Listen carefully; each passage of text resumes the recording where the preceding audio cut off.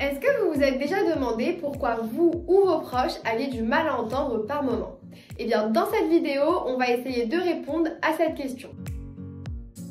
Bienvenue à tous sur notre chaîne consacrée à l'audition. Aujourd'hui, nous allons explorer les causes de la perte auditive. Restez avec nous jusqu'à la fin de cette vidéo, je vais partager avec vous un outil pratique pour évaluer votre propre audition ou celle de vos proches à la maison en moins de 5 minutes.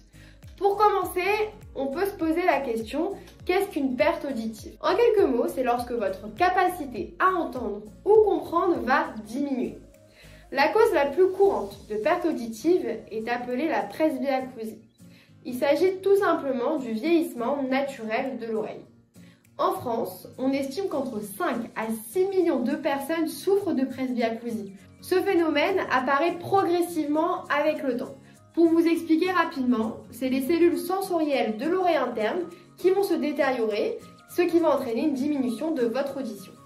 La presbyacousie va affecter principalement les fréquences aiguës, ce qui provoque des difficultés de compréhension, en particulier dans des milieux bruyants, par exemple au restaurant ou bien des gênes à la télévision. Souvent, vos proches vont vous faire la réflexion que le volume de votre télévision est plus fort que ce qu'il faudrait. En fait, ce qui provoque cette diminution, c'est tout simplement une exposition prolongée à des niveaux de bruit plus ou moins élevés. Dans notre quotidien, que ce soit au travail, dans des milieux bruyants ou quand vous mettez tout simplement la musique dans vos écouteurs, tous ces bruits vont accélérer la diminution de votre audition. Pareil, quand vous avez subi une exposition soudaine à un bruit extrêmement fort, comme par exemple une explosion, ça peut provoquer un traumatisme sonore et si ça vous arrive, je vous conseille fortement de prendre rendez-vous au plus vite chez un ORL pour ne pas que ça devienne chronique. Parlons maintenant des maladies infectieuses, comme les otites ou même certains troubles au niveau de la trompe d'Eustache. Ça peut également endommager les structures de l'oreille interne et du coup entraîner une perte d'audition temporaire et parfois même permanente.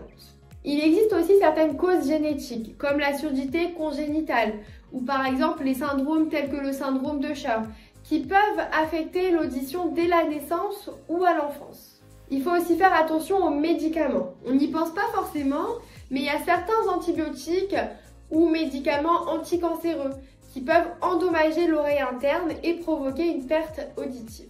Pour terminer, nous avons les traumatismes crâniens qui peuvent aussi entraîner des troubles de l'audition.